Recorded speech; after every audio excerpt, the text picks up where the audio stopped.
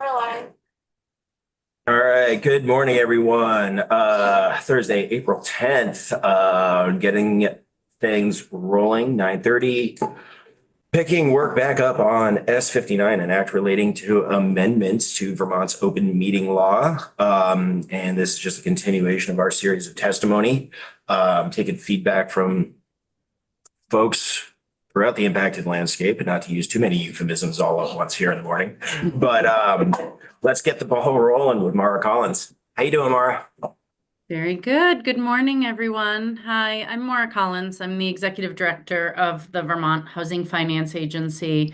I'm sorry I'm not there in person. This is my first time testifying in this committee. So, although I see lots of friendly, familiar faces around the table, I'm sorry I couldn't join you a week or two ago. I think you've heard from some of the other quasi-state public instrumentalities like VHFA. If you're not familiar with VHFA, we sound like every other four-letter V acronym agency that is not a part of state government, but is somehow sort of state related. For us, we were created 50 years ago by the legislature for the purpose of selling tax-exempt bonds to finance the creation of affordable housing. So we do that by offering mortgages primarily to first-time home buyers. And we also give very large mortgages to developers of affordable rental housing. We administer state and federal tax credits and lots of other government programs that helps to create tens of thousands of affordable homes across the state. And so we, as I mentioned, we're considered quasi-governmental. We were created by the legislature in statute. And in statute, it lays out that our board has 9 members, 7 of which are appointed by the governor, and 2 of which, well, actually, 4 of them are ex officio, but 2 of them are not governor appointees. It's the state treasurer and the head of the Vermont Housing and Conservation Board. But we are a public organization, and so our board meetings are all public, and we've operated that way for our 50 years. With the changes that were made to open meeting laws a year or so ago, there were carve-outs put in place for municipalities that go on site visits. You think of development review boards, maybe planning commissions that go and want to see a site of where development may be happening. And the open meeting law requirements that ensure public access, meaning the live streaming and access through Zoom, are exempt because people understand that you are on the side of a road with heavy traffic going by looking at a site. But for quasi-state agencies, the same carve-out was not put in place. I've been told by the Senate that was an oversight and that site visits were always intended to be excluded. But that's not how the lawyers tell me it's written. And so I testified in Senate Government Ops to ask for the inclusion of some language that you can see that has an exception under site inspections and field visits, saying that it shall not apply to gatherings for a public body for purposes of a site inspection or field visit. So what this means for VHFA is that we don't do a lot of site visits. Our board meetings, just so you know, take place in our boardroom generally, and we record them over Zoom. Obviously, they're public meetings. We are taking minutes. They've been noticed in the state libraries and all the public ways they have to be.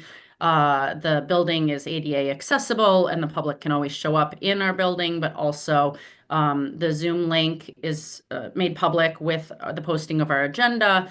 And then we do the required posting of the video for the requisite time afterwards.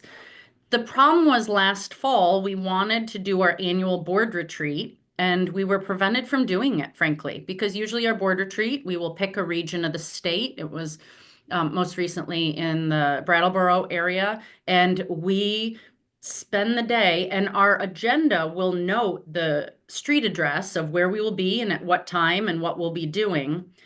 But when you're walking around a manufactured home community, it is hard to meaningfully have the camera equipment necessary to have the sound good enough so that someone can hear what 15 people are saying as they're spread across a parking lot, talking about a development.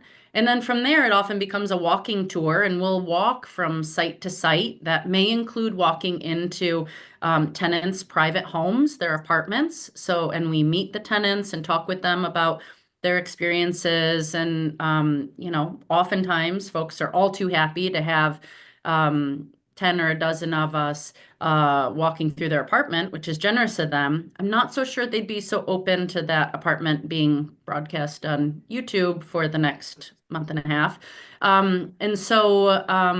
Having this exception is very important to us so that our board can engage with tenants and property owners and feel the experience of the housing that we are funding and creating, as well as ask questions of the developers and residents and the like.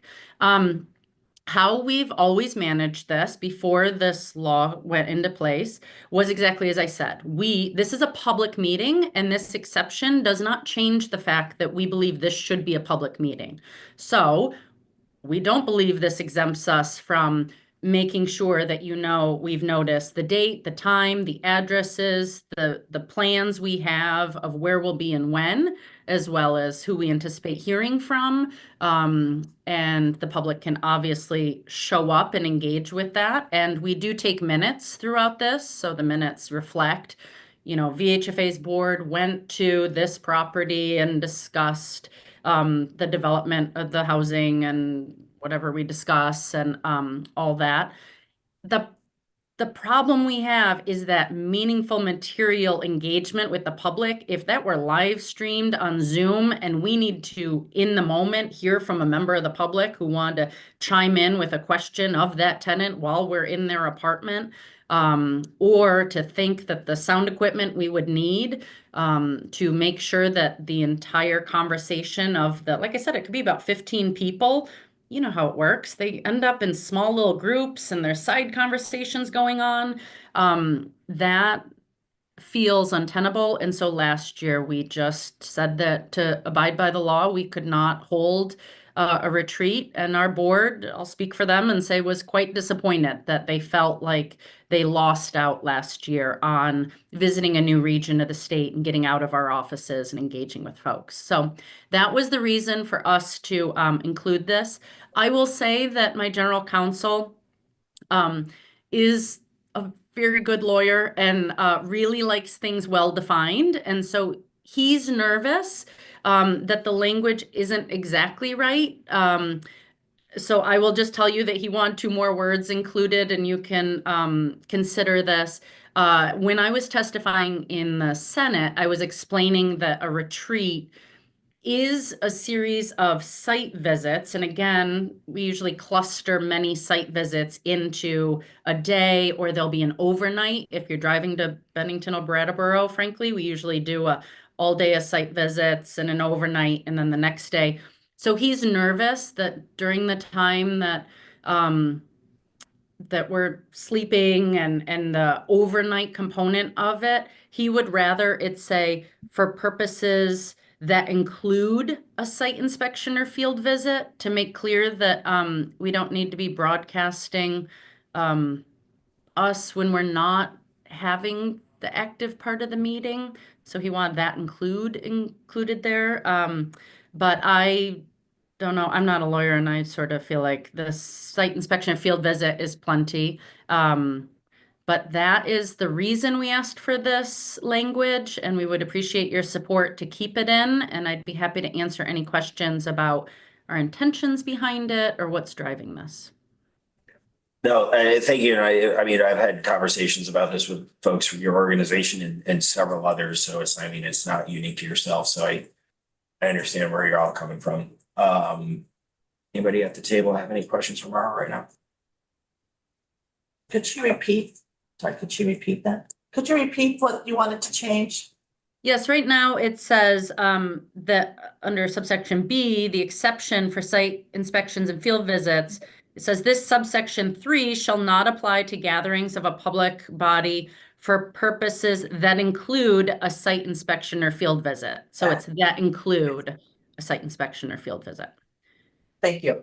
Again, it doesn't change the fact that this is a public meeting and all public meeting rules still apply.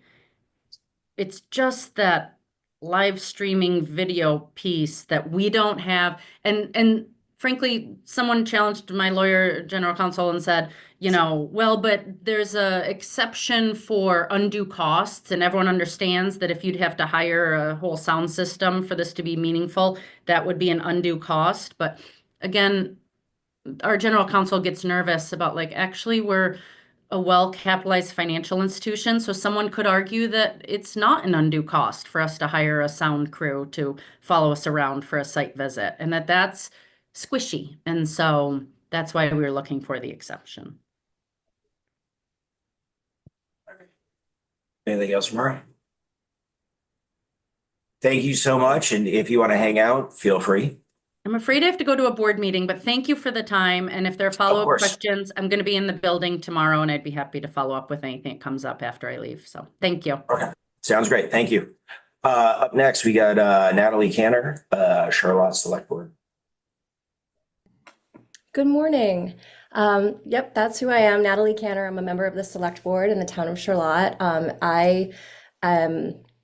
I think that Maura made a lot of excellent points, and I think that for the most part, I agree with the bottom line, which is that having a live stream and filming requirement for site visits would certainly be unwieldy to a small community. I think the most compelling argument to me in opposition to having any sort of a filming requirement for site visits is the private property component. Streaming into public buildings, streaming into what are traditionally meeting settings is one thing, but then streaming into other people's private property feels much more invasive, certainly unwieldy. Most of our site visits in town are outside, and so that means that we're walking around in people's yards, sometimes a bit into the woods. That presents clear reasons why I think that would be really, really challenging to accommodate.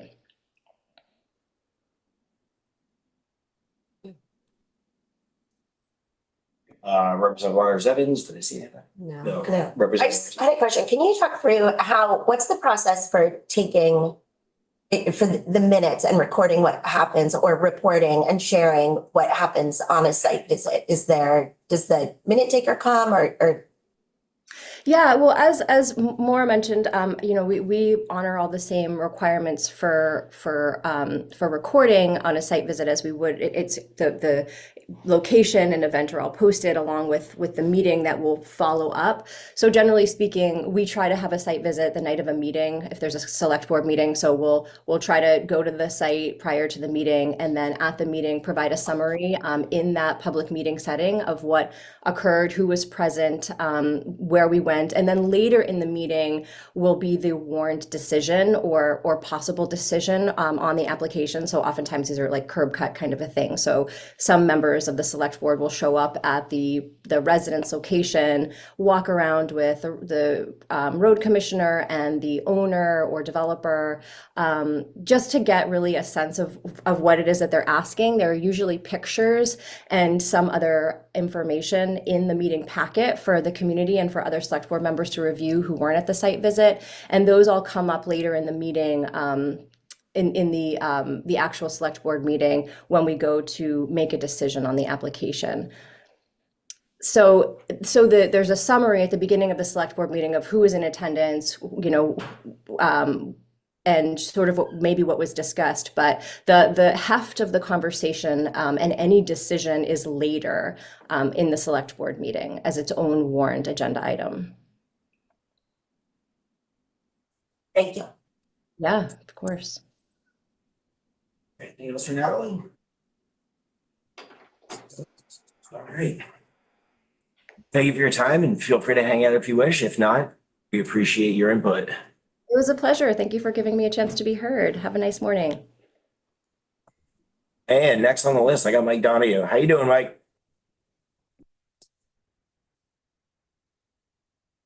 We can't hear you. Mm, There we go. There, great. Thank you, Mr. Chairman. It's been a while. Thank you very much for taking time to hear from us today, and thank you to the other members of Government Operations, Military Affairs. There's a few new faces since my last visit, so I guess I'll offer some background. My name is Mike Donahue. I'm from South Burlington.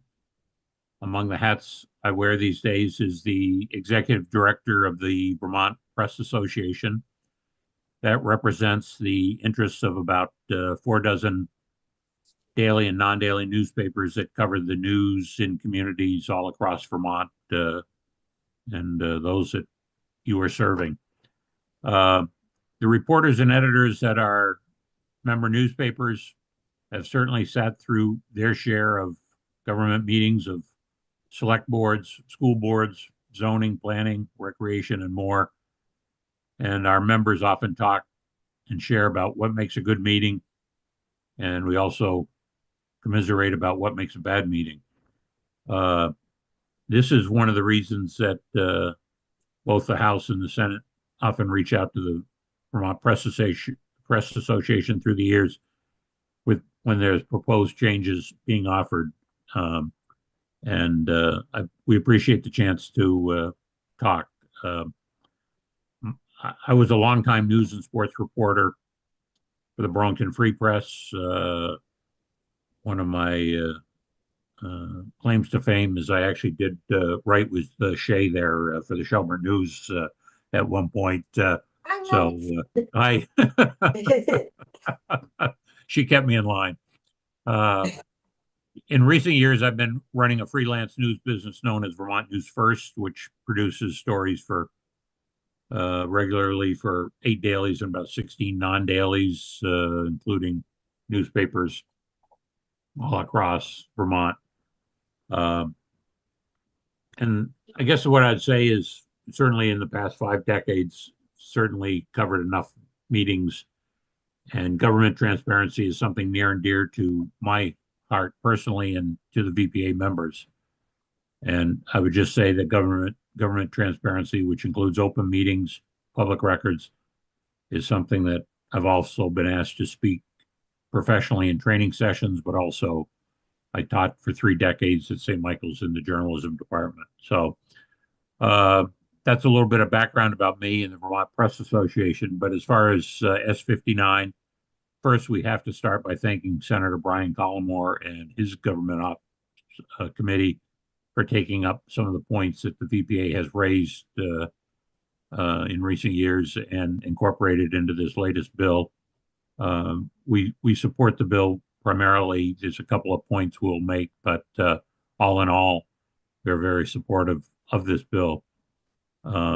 Several general suggestions we had made, and unfortunately due to COVID, there wasn't enough time to get them implemented when the COVID bill went through, but now they are. So in no particular order, number one, the open meeting law has been silent about state and local boards needing to make a motion to come out of executive session.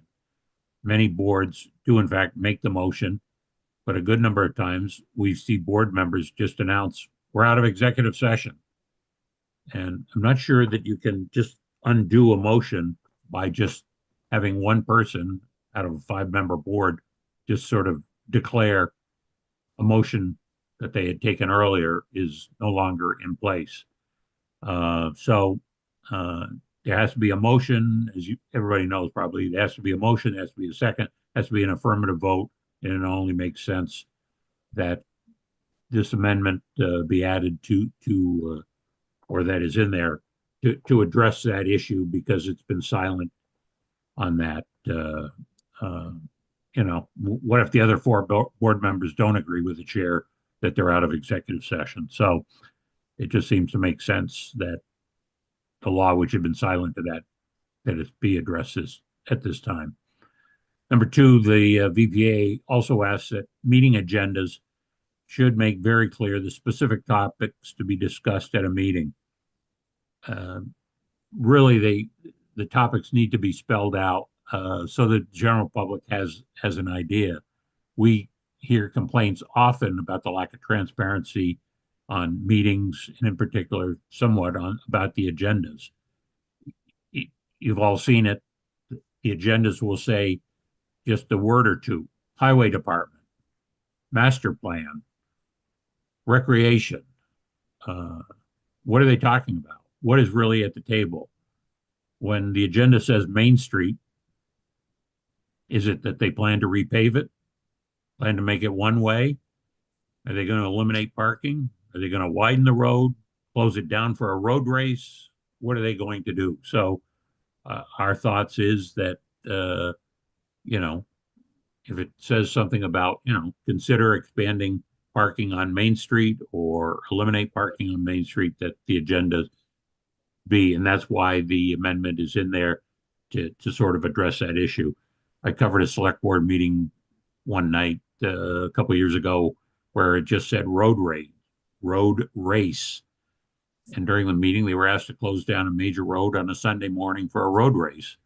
And nobody bothered to figure out that A, there was a major church on that road and people would be heading out to church or going to brunch or whatever right when they were closing down that road.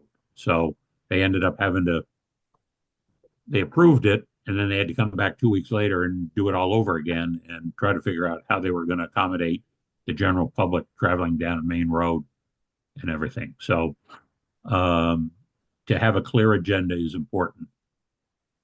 Another common flaw that members have pointed out is that they oftentimes have said there is going to be an executive session on the agenda.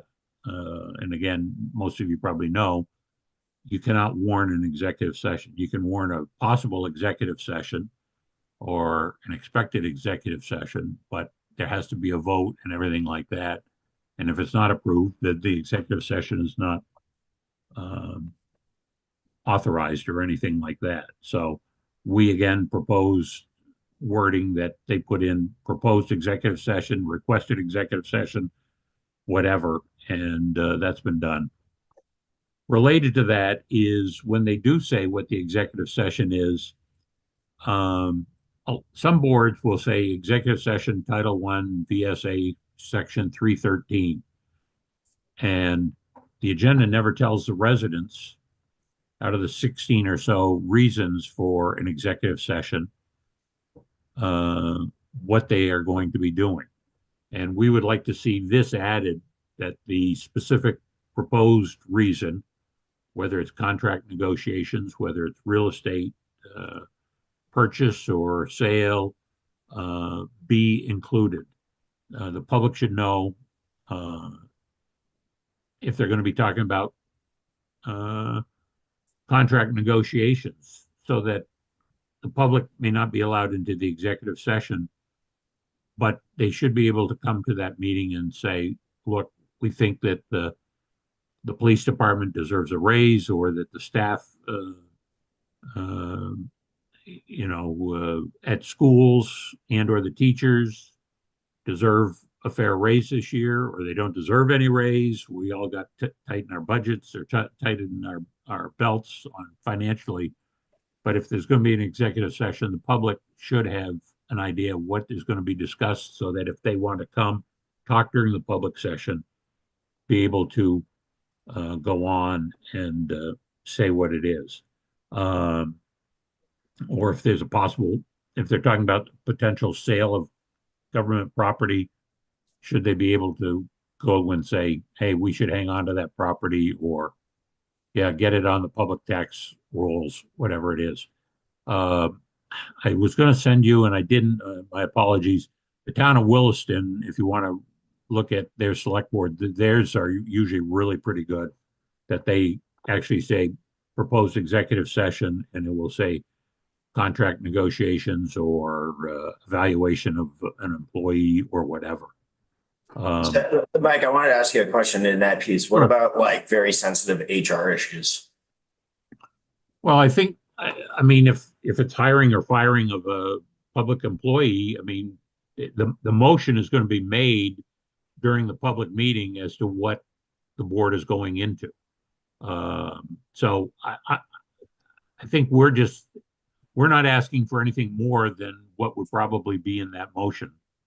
That would be, televised, or, people would be able to hear that they're going into an executive session to consider discipline of a public employee. That's now in the public law, and you're only repeating what you're going in for, and you're going to limit, hopefully, your discussion to, the hiring or firing or discipline of a public employee. Does that? Yeah, Answer no, your I was just curious where, it did. I was just curious where your mind is at with how to sort of articulate something like that as, it's a little bit, it's a more sensitive issue than some of the other things you enumerated. Representative Morgan.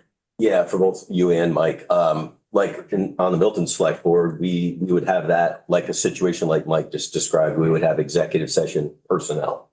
We'd be a subtitle underneath the exec session. And then when the clerk went to put us into executive session, she would then utilize proper verbiage from the state statute, citing the ability to go do such. But obviously you can't give great detail until then. But yeah, that's how we do it. I think we're all trying to split the same hair right now. I think so. Yeah. We're the same. And Representative Morgan, I would just want to be cautious about, a lot of boards do say, quote, personnel, and I'm not sure that the law ever has that word in there. There are specific things as to what you.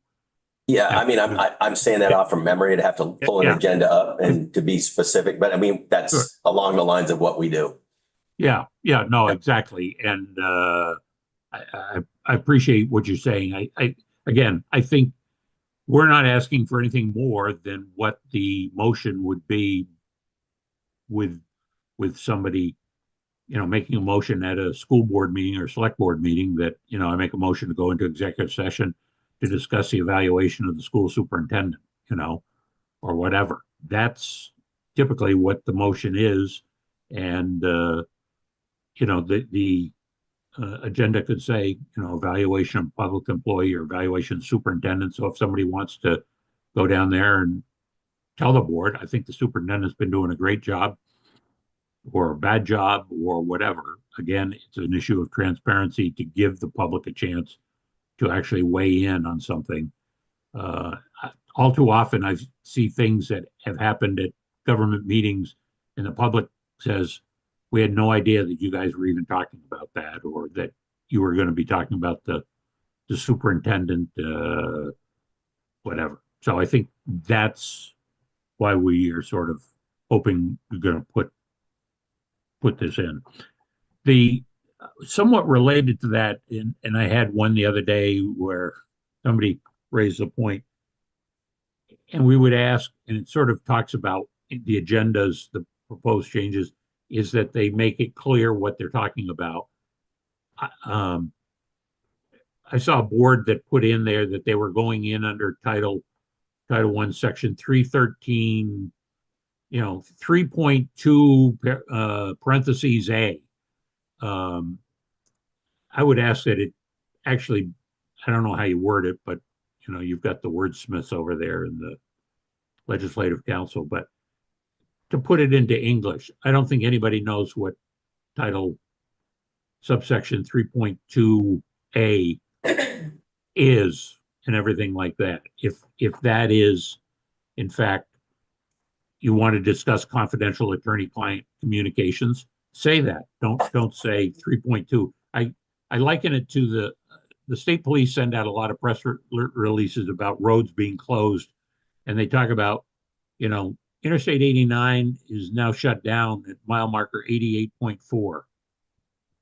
I would hazard a guess, I don't know if you guys are a connoisseur of the mile markers on the interstate, but I don't know how many of you know where mile marker 88.4 is, as opposed to, saying it's in South Burlington or interstate, 21.8 or something like that. So again, try to avoid the section of the law and put the specific wording in would ideally be what we would hope for. So those are sort of some of the things that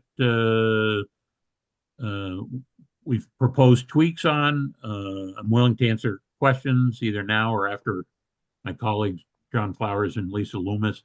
Lisa, by the way, is flying today. She was hoping, and I don't know if I don't see her on here. She's hoping to get on if she can get a connection.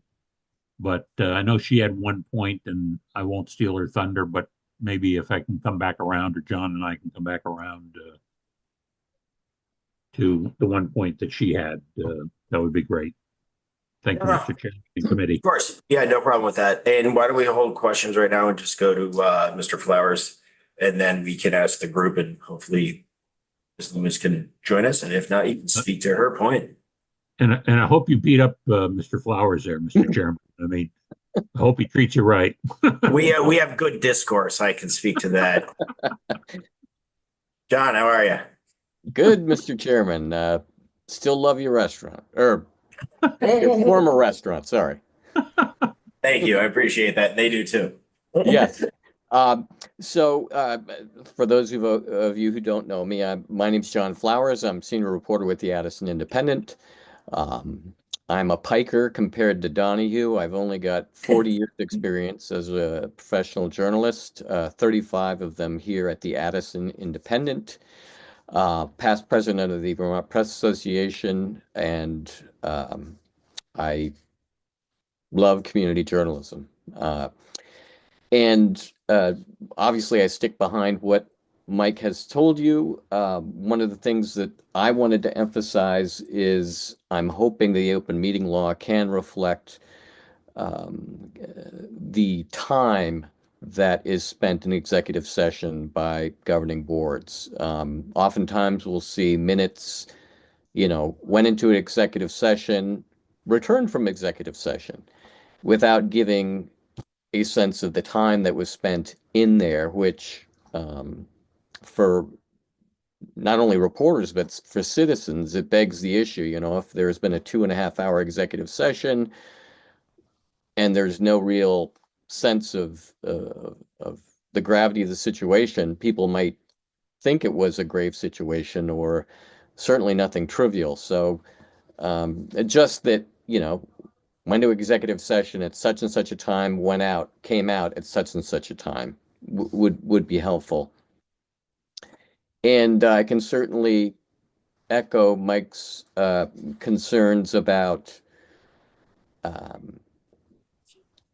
desiring to see why boards go into executive session. Under the open meeting law, there are obviously certain firm reasons when you can go into executive session, and without disclosing, obviously, confidential material, to just say, reviewing an employee's performance, considering a land transaction, that type of thing, would be more helpful, again, not only for the media, but for the general public.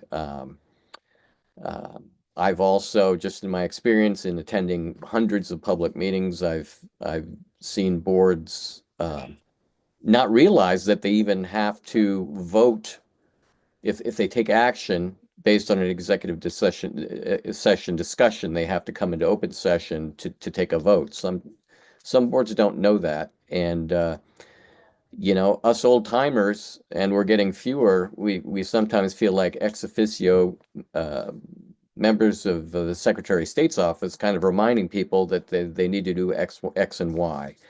So those are the things that I wanted to emphasize during my time, and happy to take any questions. Okay, I do see that, I'm going over the documents real quick. That Lisa did submit written testimony. I didn't know if you gentlemen were aware of that. So we do have a document from her. So we do have that to glean information off of. I guess if you wanted to speak on her behalf, she's not coming into our Zoom room. So if you wanted to do that, and then we could open up the questions. How's that sound? Great. Yeah, I guess I would just echo what I assume Lisa said. I guess we're wondering how information, number 11, the last line of the bill, information relating to the interest rates for publicly financed loans would be an exemption. And I guess we're struggling to figure out why the public should not hear what the percentages that each bank is offering. I know, like when you're the town clerk and town treasurer, the board often asks you to get the latest rates for CDs when they're rolling over and everything like that. And I was at a meeting the other night where they were comparing notes as to what North Country Federal and Northfield Savings Bank and so forth are offering. So I guess, does anybody know where this came from or why it's being proposed? I mean, this is just something that gets talked at. It's sort of like when you open bids for selling, or for any kind of bid opening. You open up each package and somebody says, I'm going to give you $3,000 for that old police cruiser, and somebody says 2,500, and somebody says 2,000, and you talk about what's best for the community, and we're going to sell it for the highest rate, and we're going to get the highest rate on the CDs. Obviously, for the publicly financed loans, you want the lowest rate, but how does the public know you're actually taking the lowest rate if you're not doing that in public?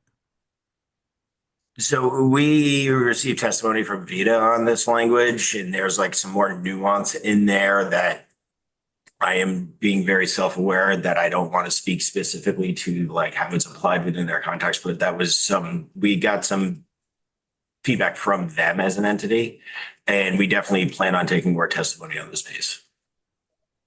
Okay, well, I guess we'd like to come back around or Sure. know when that is, Yeah. so we could offer some comments, because I think we're having trouble figuring out if you're acting on behalf of the public, why that wouldn't be in a public session. And I understand certain banks may not want their rates out there. Yeah. But No, and they gave us more like specific testimony. Council, could you offer some clarity? Sure. Tucker Anderson, Legislative Counsel. I think there's a little bit of confusion here from what the witness is talking about and the way that the executive session is structured. This is not about public indebtedness, where a public body would be borrowing and discussing the interest rates on a loan taken out by, for example, a municipal corporation. This is the discussion of interest rates for publicly funded, i.e. public dollars being lent to other entities. So this is the public body determining the interest rate attached to a loan that the government is giving, not governmental borrowing. Here, and I think we'd still be interested in having that in public. I mean, if you're using government funds and you're going to put loans out, what the rate is, so that everybody knows. And just because you're the brother of the select board chair, you're not getting a special deal as opposed to somebody else. So I think transparency needs to prevail. So we'll come back around when they do. Yeah, like I said, Mike, we plan on taking more testimony on that piece. So, Rep. Nugent. Thanks. Just for clarifying, so are you saying the negotiating process you would hope would be transparent as well, like the rates that are being considered, or just the final one that they're offering? I didn't catch, you broke up. I'm trying to clarify for myself. Are you asking for transparency around any rates that are discussed during the negotiating process, or just the final rate that is offered? I guess I want to dig a little deeper in this, but it would seem to me that the rates that are being offered and are being discussed on behalf of the taxpayers ought to be open to the public fully. I mean, I know that there's negotiations that are going on probably, but I guess I'd like to hear more from Vita to be able to talk more intelligently about this, but it just seems on its face that's something that ought to be out there in the public. If you're loaning taxpayer money to somebody in the public what the rates are. Thank you. That's the stuff going on. Okay, any other questions for these gentlemen while we have them? No. No, yes. I just in closing, and you're not taking it up today, but I did notice there were two transparency bills that been introduced, the last two bills, I think yesterday, that have to do with extending time to correct a bad meeting. If that gets off the wall, we'd love to come in and talk about. I mean, obviously the 5 days was important when it was implemented. And Yeah, we discussed that bill yesterday, so please feel free to share your opinion. We had the sponsor in just yesterday morning, yeah, afternoon. I mean, I'm not prepared really to go into it. I mean, I can tell you a lot of time was spent debating that when the bill was, when that was approved. 5 days was, a good compromise. I mean, it's a serious issue that if there's a violation of an open meeting, that they need to take action. And yes, the legislature at the time said that may mean that you have to call a special meeting to correct something that went wrong. But again, hopefully, if you are going to consider that at some point, we get some witnesses in here. And the other one that was introduced and probably is coming to your committee is that they want to be able to charge for inspection of public records. Obviously, well, the Supreme Court has said that inspection is free. It's like going into the library and reading a book. If you want to go in and read something, it's free. But now there's a proposed bill, I think it was 502 or 501, whatever the other one was. Yeah, I haven't seen that one yet. I think the other one was 501 perhaps, but yes. Yeah. So it's the next number that they want to be able to charge the public for coming in and inspecting records, which is just bad for government and bad for transparency. But if either of those get moving or get off the wall, we would like to come back and offer our experience. Thank Okay. you. Yeah, no problem. No problem at all. And now it seems like a notable percentage of our body mass got pulled into a meeting all of a sudden. So with that, any other questions for these gentlemen before we call a timeout till 10:45? Nope. All right, guys, we'll definitely be in touch. This is not the last of our conversations with this stuff. I appreciate you. Thank you. Thank you. Thanks, everyone. Appreciate it. Thank you. Have a good morning.